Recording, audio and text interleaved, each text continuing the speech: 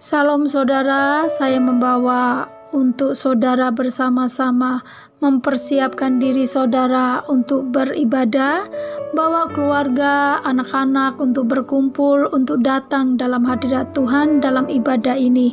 Akan persembahan, ucapan syukur, kita akan memberikan kepada Tuhan yang terbaik.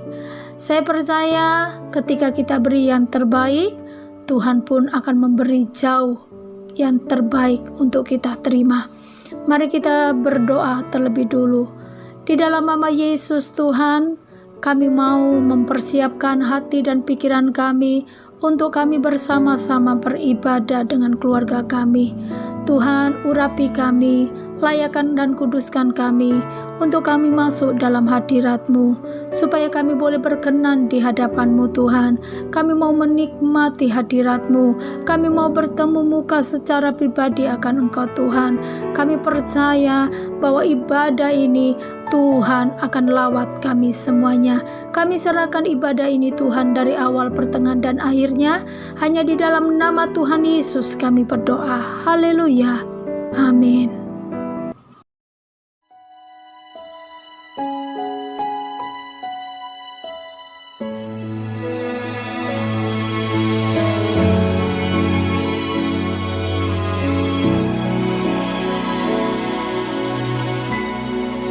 Betapa ku mencintai segala yang telah terjadi. Tak pernah sendiri jalani hidup ini, selalu menyertai. Betapa ku menyadari di dalam hidupku ini Kau selalu memberi rancangan terbaik oleh karena kasih. Bapa, sentuh hatiku, ubah hidupku menjadi yang baru, bagai emas yang murni. Kau membentuk bejana hatiku. Bapa, ajarku mengerti sebuah kasih yang selalu memberi, bagai air mengalir yang tiada pernah berhenti.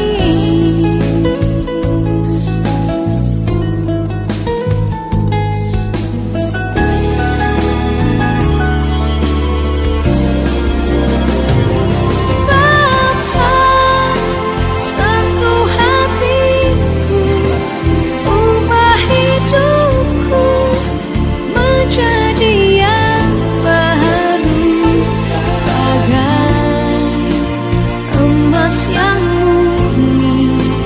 Kau membentuk bejana hatiku. Bapa, ajarku mengerti sebuah kasih yang selalu memberi, bagai air mengalir yang tiada pernah berhenti. Puji nama Tuhan. Shalom, saya katakan saudara. Shalom, ada sukacita, masih tetap semangat saudara. Apapun keadaan kondisi sampai hari ini, saya percaya sekali lagi pujian tadi mengingatkan kita kembali bahwa kasih setia Tuhan dan kebaikan Tuhan. Kalau kita melihat saudara sampai detik ini, sesungguhnya Tuhan tidak pernah meninggalkan kita. Sesungguhnya kasih setia Tuhan dan kebaikan Tuhan terus diberikan buat saya dan saudara. Itu bukti bahwa Tuhan tidak pernah tinggalkan kita. Kalau hari ini kita punya masalah dan beban berat, saudara percayalah bahwa Tuhan tidak pernah tinggalkan kita. Ketika Tuhan bersama dengan kita, percayalah saudara bahwa pasti kita akan ditolong. Katakan amin. Biarlah kita hari-hari ini didapati Tuhan, kita tetap setia. Apapun keadaan kondisinya, kita tetap setia. Karena kesetiaan itu akan memperoleh janji Tuhan. Kesetiaan itu akan memperoleh hasil yang terbaik. Apa yang saudara rindukan, apa yang saudara nantikan, apa yang saudara doakan, pasti akan terima. Katakan amin. Saudara, Tuhan berbicara dan mengingatkan secara pribadi saya, bahkan saya terus ada sesuatu rema ayat ini. Saudara, kita baca sama-sama dan kita akan belajar hari ini. Yuk buka sama-sama dalam Markus 5. Kita baca Markus 5 ayat yang ke-24 sampai ayat 34. Markus 5 ayat 24 sampai ayat 34. Saya akan bacakan, saudara boleh menyimak, saudara boleh bersama-sama juga membaca di tempat saudara. Saudara bawa Alkitab, HP yang ada Alkitabnya, saudara boleh buka dan baca bersama-sama dengan saya. Ayat 24. Lalu pergilah Yesus dengan orang itu. Orang banyak berbondong-bondong mengikuti dia dan berdesak-desak di dekatnya. Adakah di situ seorang perempuan yang sudah 12 tahun lamanya menderita pendarahan? Ia telah berulang-ulang diobati oleh berbagai tabib, sehingga telah dihabiskannya semua yang ada padanya, namun sama sekali tidak ada bedanya, malah sebaliknya keadaannya makin memburuk. Dia sudah mendengar berita tentang Yesus, maka di tengah-tengah orang banyak itu, ia mendekati Yesus dari belakang dan menjamah jubahnya. Sebab katanya, asal ku jamah saja jubahnya, aku akan sembuh.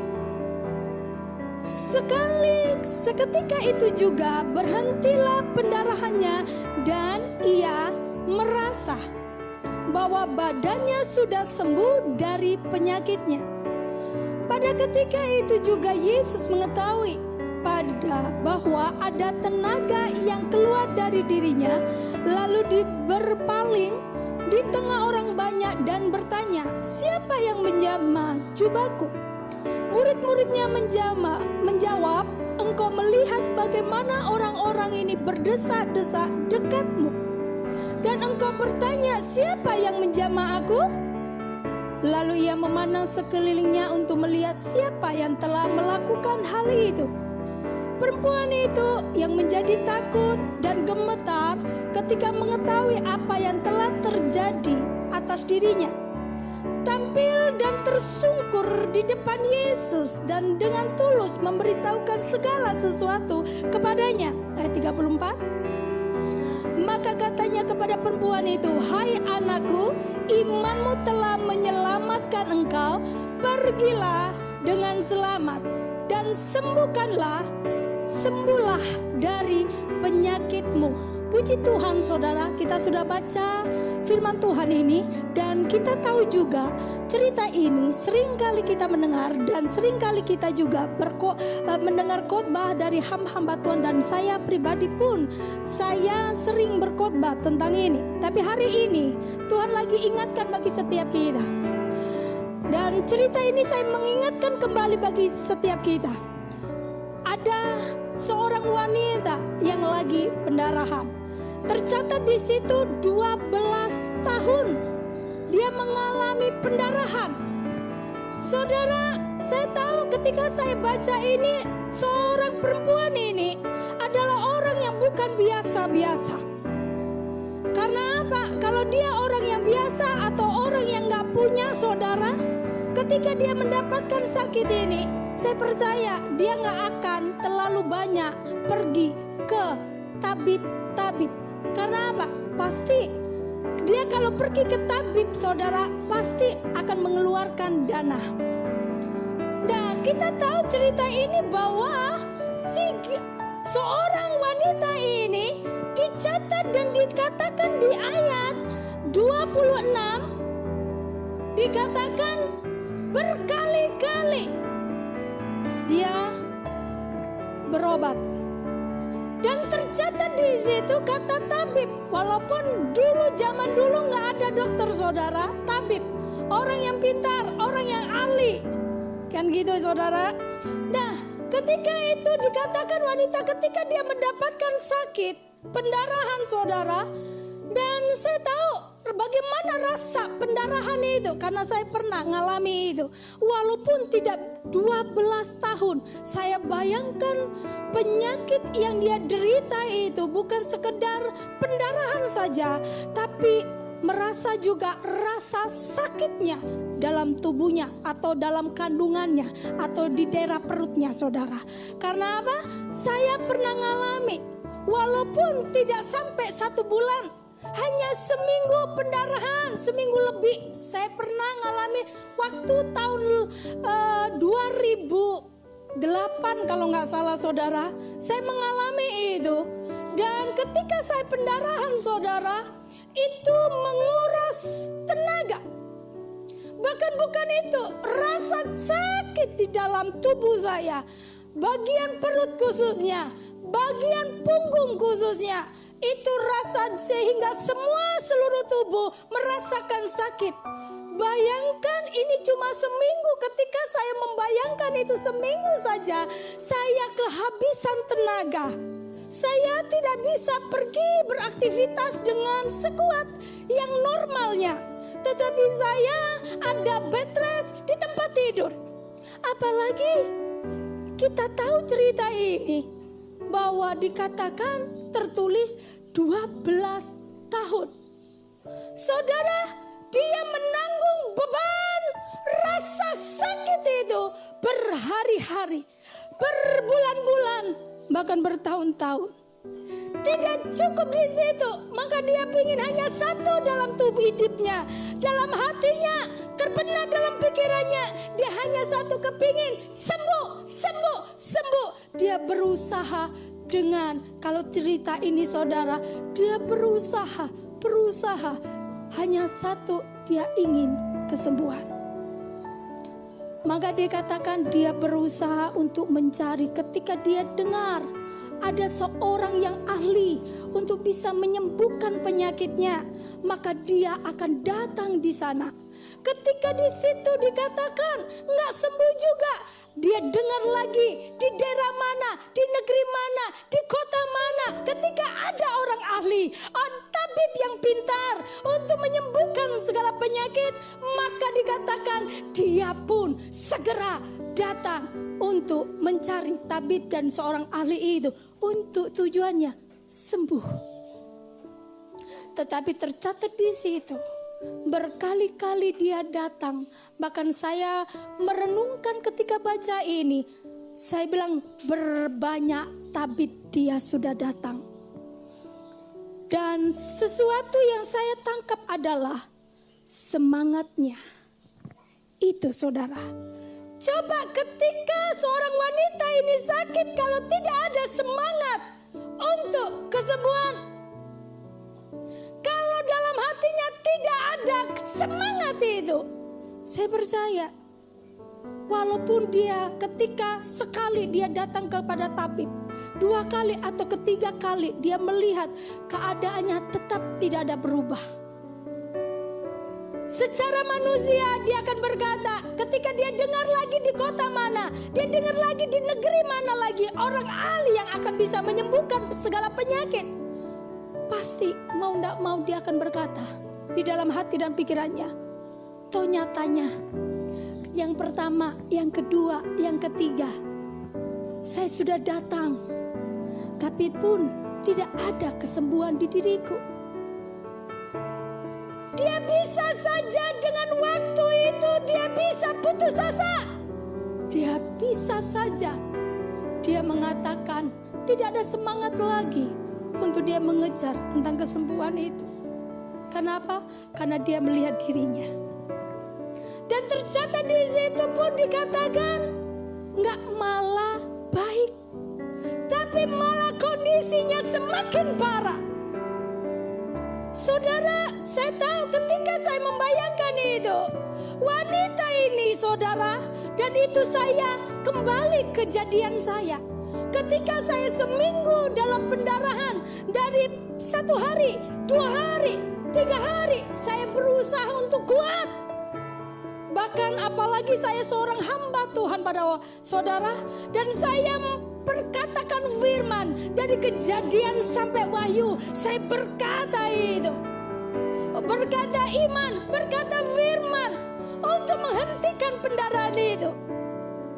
Dari 1 hari, 2 hari, 3 hari, 4 hari, tidak ada kesembuhan, tidak berhenti pendarahan saya. Sampai seminggu tidak berhenti. Saudara, saya bayangkan ini wanita yang 12 tahun dia menghadapi rasa sakit. Dan dikatakan, dicatat di situ malah lebih parah kondisinya. Saudara, bayangkan dia kemana saja dia pergi kepada orang ahli-ahli dan tabib-tabib yang di bidang tentang kesembuhan penyakit. Tetapi tidak ada satupun yang bisa menyembuhkan. Tapi malah parah dan parah dan parah. Tapi luar biasa seorang wanita ini tidak ada dalam sepanjang perjalanannya sampai 12 tahun. Nggak ada kata namanya dia katakan aku berhenti, nggak mau lagi cari. Tapi aku berhenti, percuma, sia-sia waktu, sia-sia aku pergi, sia-sia menghabiskan waktu, menghabiskan tenagaku untuk pergi di sana. Kenapa? Bukan cukup menghabiskan waktu dan tenaga, tetapi menghabiskan dana pun. Karena tercatat di situ, dana pun habis. Dia tidak berkata percuma, toh endingnya tidak sembuh, toh endingnya tambah parah. Buat apa aku berjuang lagi? Buat apa aku mencari lagi? Buat apa aku datang lagi? Di sini saya belajar ternyata dia tidak ada kalimat di situ, tetapi dia malah terus semangat, terus berjuang. Hanya dia punya tujuan dan sasarannya adalah kesembuhan. Ternyata luar biasa, seorang wanita ini memiliki semangat, yaitu iman percayanya bahwa dia pasti sembuh. Sekali gagal, 2 kali, 3 kali, 4 kali, 5 kali. Bahkan dia sudah keliling kemana saja. Berkali-kali dia gagal. Semakin parah dia, malah semakin dia juga semangat. Hari ini sehingga mengingatkan kita. Saya nggak bicara tentang sakit penyakit saja. Barangkali kan saudara mengalami masalah-masalah yang ada. Ketika saudara berjuang untuk bangkit, tapi gagal. Kedua lagi saudara bangkit lagi. Saudara berjuang gagal lagi. Sekali lagi, sekali, 2 kali, 3 kali, 4 kali, 5 kali. Saya berkata hari ini, jangan berhenti.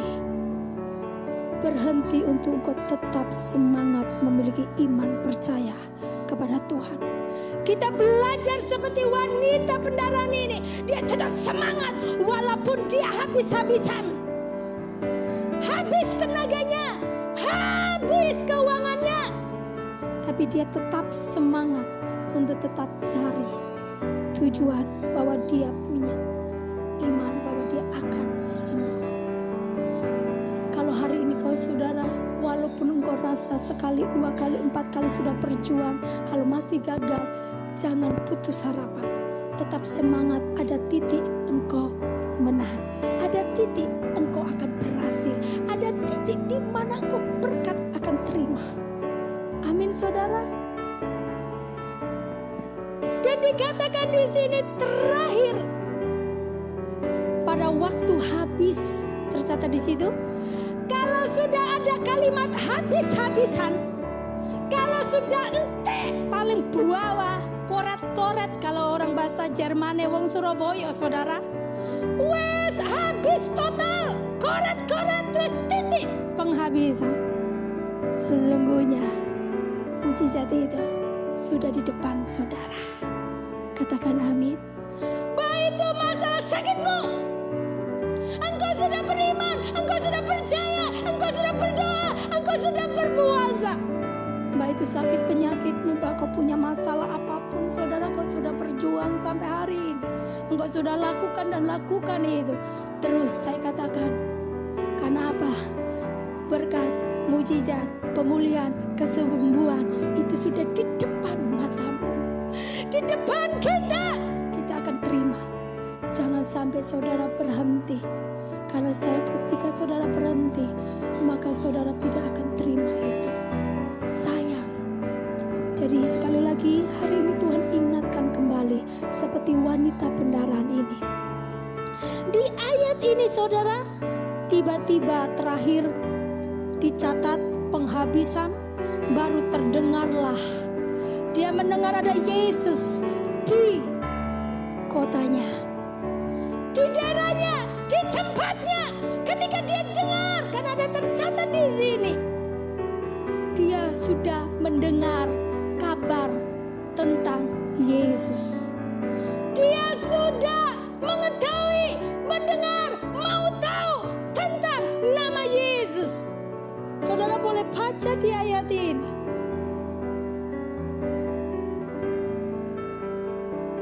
Ayat 26 saudara boleh baca kembali.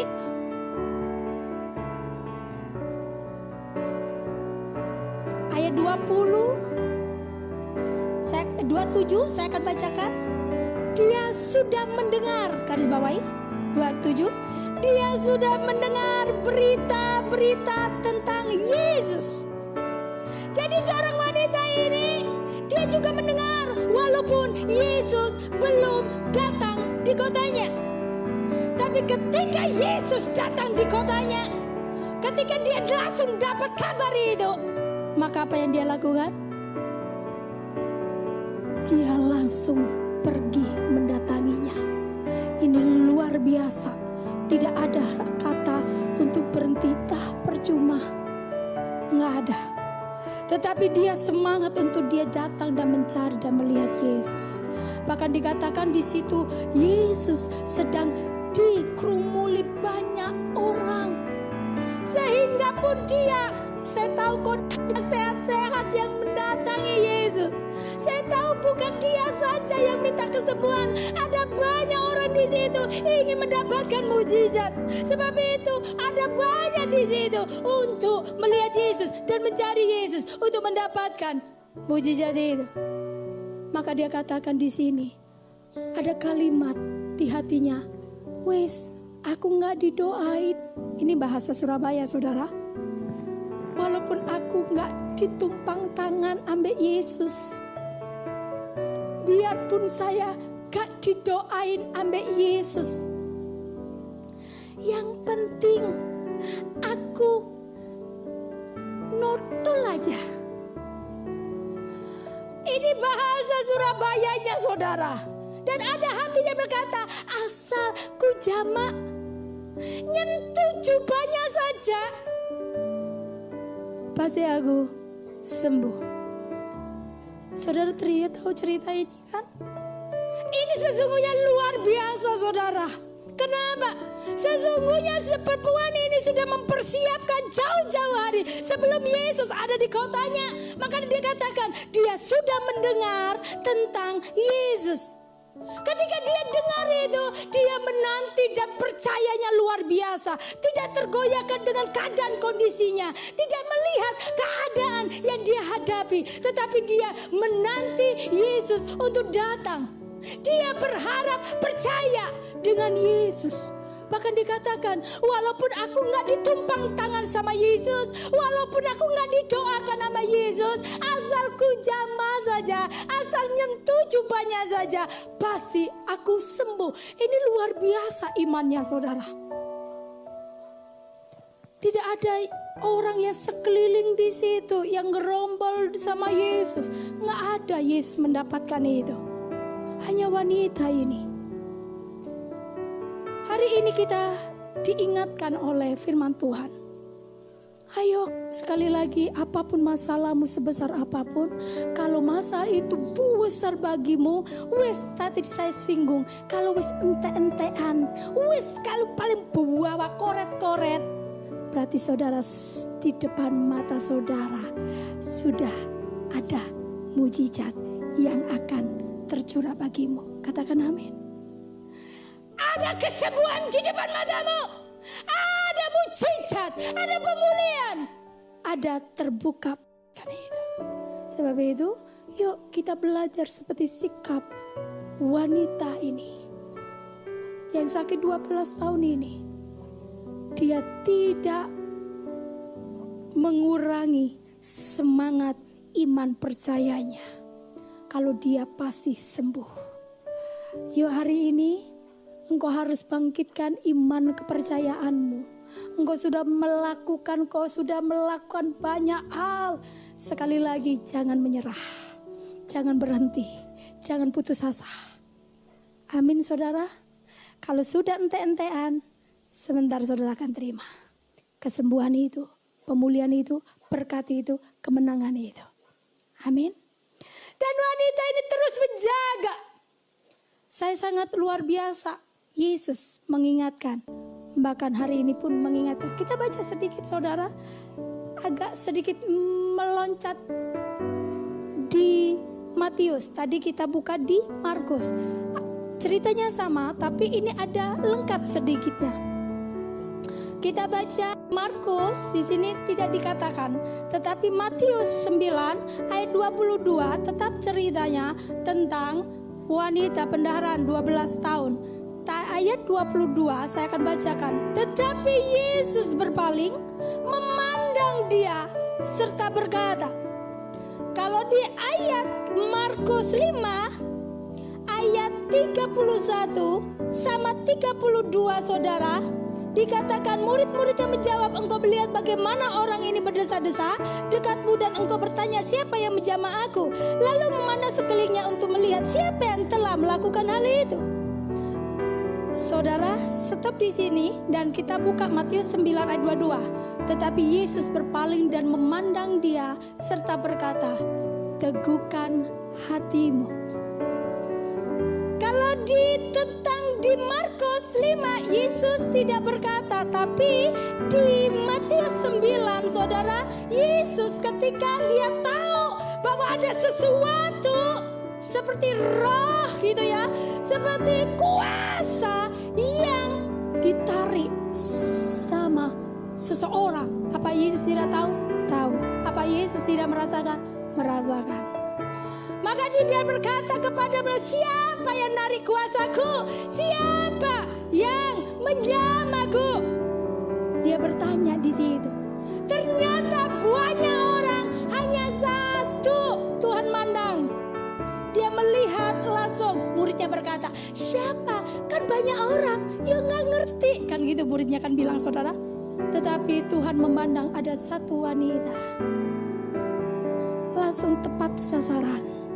Hari ini sesungguhnya yuk sama-sama kita. Biar kita ini menarik kuasa Tuhan sehingga hati Tuhan dan mata Tuhan langsung terarah atas setiap kita. Katakan amin. Dan dikatakan Yesus ngomong sama perempuan itu langsung diarahkan. Dan dia berkata, teguhkan hatimu. Saya ulangi lagi, di ayat mana itu saudara?